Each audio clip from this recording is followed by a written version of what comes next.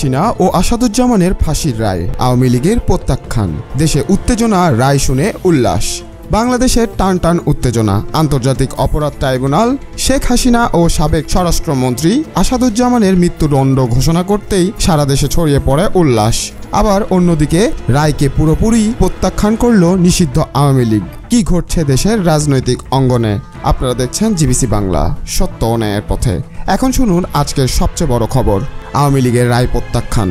আন্তর্জাতিক অপরাধ ট্রাইব্যুনাল দেওয়া ঐতিহাসিক রায়কে জনগণ প্রত্যাখ্যান করেছে বলে দাবি করেছে নিষিদ্ধ রাজনৈতিক দল আওয়ামী লীগ। দলটির সভাপতি গুলির সদস্য জাহাঙ্গীর কবির নানক তাদের ভেরিফাইড ফেসবুক পেজে ভিডিও বার্তায় বলেন, এই রায় বাংলার জনগণ মানে না, মানবেও না। তিনি অভিযোগ করেন, মাত্র ২০ দিনে আদালত চলছে, ৮৪ জন সাক্ষীর মধ্যে ৫৪ জনকে হাজির করা হয়েছে এবং প্রধান বিচারক ১ মাস অনুপস্থিত ছিলেন। তারপরও তড়িঘড়ি করে রায় দেওয়া হয়েছে। নানক আরও ঘোষণা দেন, অচিরেই সরকারের পদত্যাগ বাধ্য করব। সেই সঙ্গে সকাল থেকে সন্ধ্যা পর্যন্ত দেশব্যাপী শাটডাউন কর্মসূচি ঘোষণা করেন তিনি। আজ দুপুর 12:30টায় ট্রাইব্যুনাল রায় পড়া শুরু করে। ৪৫৩ পৃষ্ঠার রায়ে মোট ৬টি অধ্যায় রয়েছে। বিচারপতি গোলাম মর্তুজা মজুমদার জানান, দেশ শেখ হাসিনা ও আসাদুজ্জামানের বিরুদ্ধে 2টি অভিযোগ মৃত্যুদণ্ড।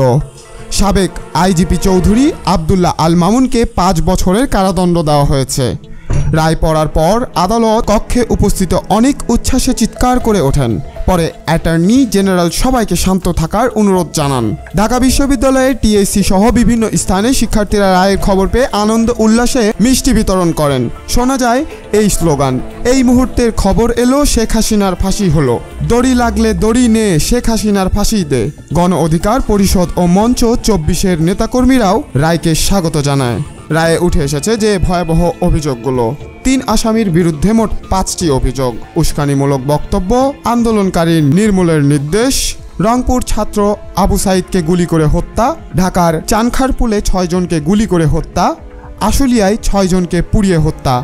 রায়ে বলা হয়, জুলাই মাসের গণঅভ্যুত্থানের সময় বিভিন্ন স্থানে গুলি আগুনে নিহতদের ঘটনার অডিও ভিডিও প্রমাণ আদালতে উপস্থাপন করা হয়েছে। এছাড়াও শেখ হাসিনার ফোন আলাপ, আন্তর্জাতিক মানবাধিকার সংস্থার রিপোর্ট সবকিছুই বিচার কাজে ব্যবহার করা হয়েছে। তাহলে আসামিরা এখন কোথায়? রায়ে উল্লেখ, শেখ হাসিনা ও সাবেক মন্ত্রী আসাদুজ্জামান বর্তমানে ভারতে অবস্থান করছেন। মামলার 3য় আসামি সাবেক আইজিপি আদালতে উপস্থিত ছিলেন। রায়ের পর দেশজুড়ে রাজনৈতিক উত্তেজনা চরমে। একদিকে উল্লাস, অন্যদিকে রায় প্রত্যাখ্যানের ডাক। এরপর কি ঘটে তা নজর রাখছে পুরো দেশ। আপনারা এতক্ষণ দেখছিলেন জিবিসি বাংলা, সত্য ও ন্যায়ের পথে। পরবর্তী আপডেটের জন্য সঙ্গে থাকুন। ধন্যবাদ।